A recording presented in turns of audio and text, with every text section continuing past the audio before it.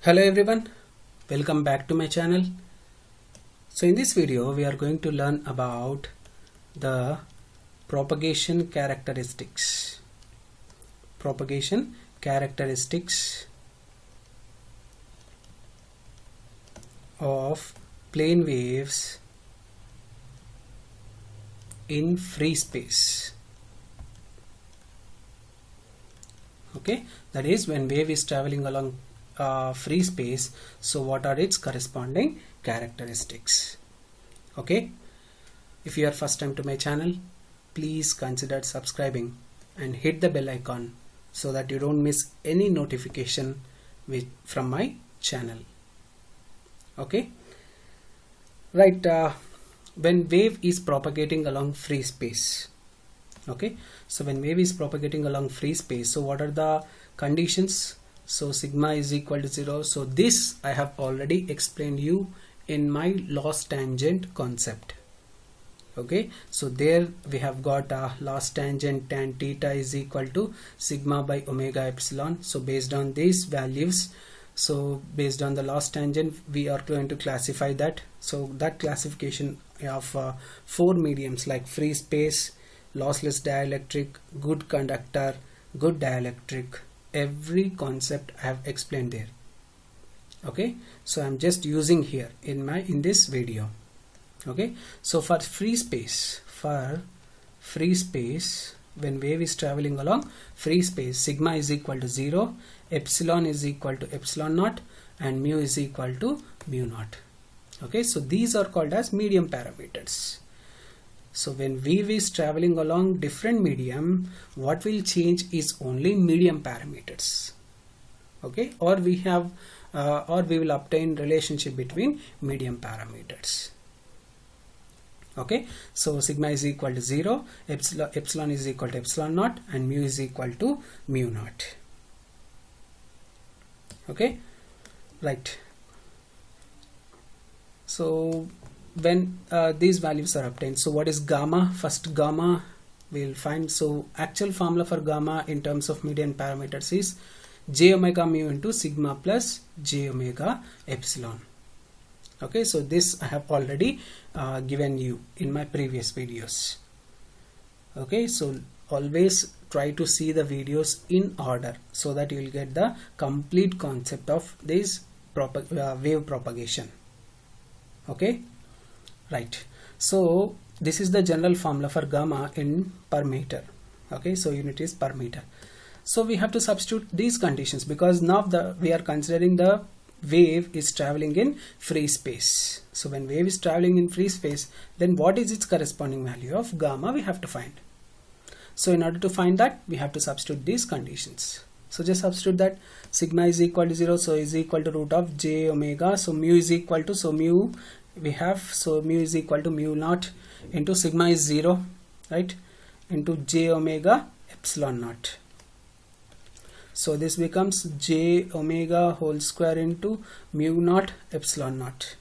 So it will be j omega root of mu naught epsilon naught. So square and square root gets cancelled. So when you take a j omega out of square root, so it will be j omega into root of mu naught into epsilon naught. So this is per meter.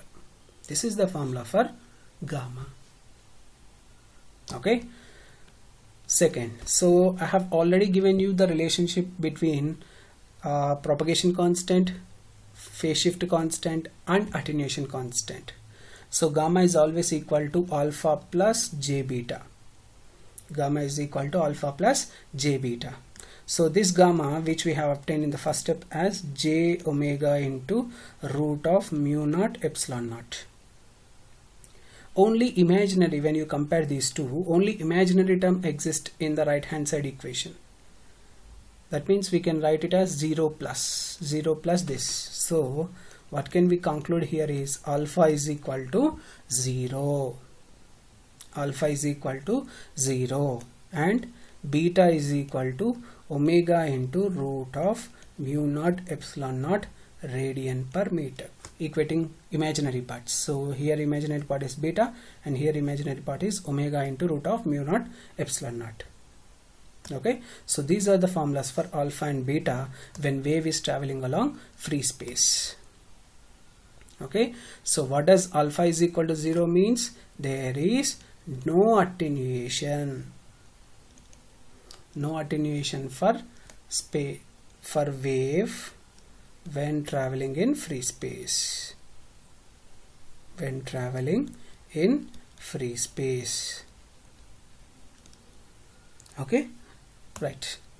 Third, if you say for intrinsic impedance, so what is the general formula for intrinsic impedance? J omega mu by sigma plus j omega epsilon.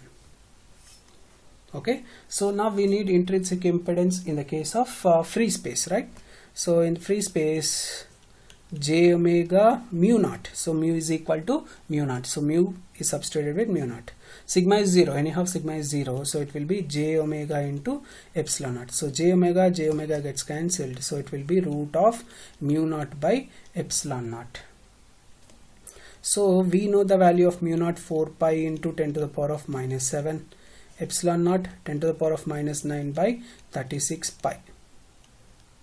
Okay, so 10 to the power of minus 9 by 36 pi. So if you solve that, you will get as 120 pi.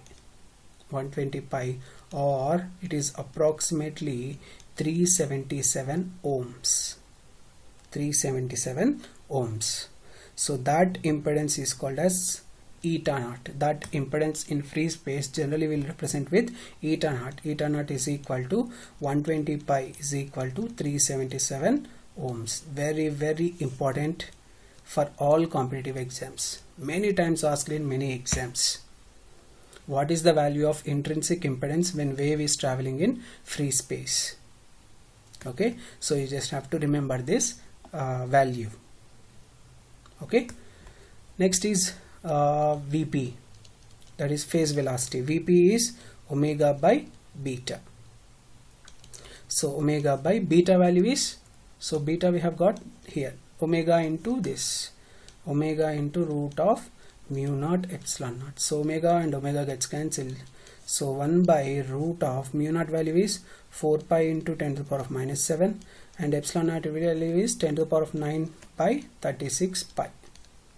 Okay, if you substitute that, you'll get it as 3 into 10 to the power of 8 meter per second. That is velocity of light. Velocity of light.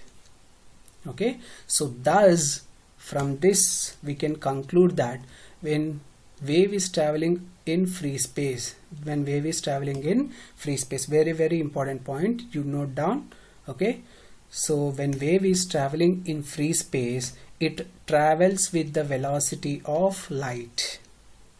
Okay, theoretically we have listened about this in many places, right? So many times we have heard about this. When wave is traveling along free space, it travels with velocity of light.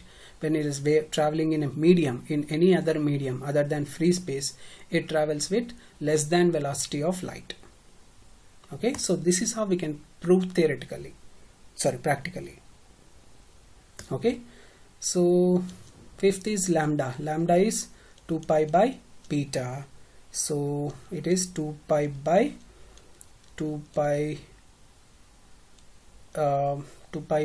beta is 2 pi f. Okay, so beta is 2 pi f into root of mu naught epsilon naught. Omega, so in the place of omega I am writing it as 2 pi f. So 2 pi gets cancelled. So 1 by root of omega naught epsilon naught. Just now we have got it as velocity of light. So generally we'll represent it with c, right? 1 by root of mu naught epsilon naught. It is not root of mu naught epsilon naught. So 1 by root of mu naught epsilon naught is equal to velocity of light, c. So it is c by f. That is why lambda is equal to c by f when wave is traveling along free space. Okay, so this formula is valid only when wave is traveling along free space. Everywhere lambda is not equal to c by f. Okay, similarly tan theta is equal to tan 2 theta n is equal to sigma by omega epsilon. Just now we have seen, right, in my previous video we have seen this, the relationship between tan theta loss tangent and tan theta n, the angle of intrinsic impedance. And since sigma is equal to 0, so both these values, so tan theta is equal to tan 2 theta n is equal to 0, because sigma is equal to 0 for free space. Okay, so these are the different characteristics which you have to remember in order to solve any problem given when wave is traveling along free space. Okay, so alpha is equal to 0, there will be no attenuation. When there is no attenuation, that is why when there is no attenuation for wave traveling in free space, that is why it travels with velocity of light, maximum speed. It travels with maximum speed, that is velocity of light, because of no attenuation. Okay.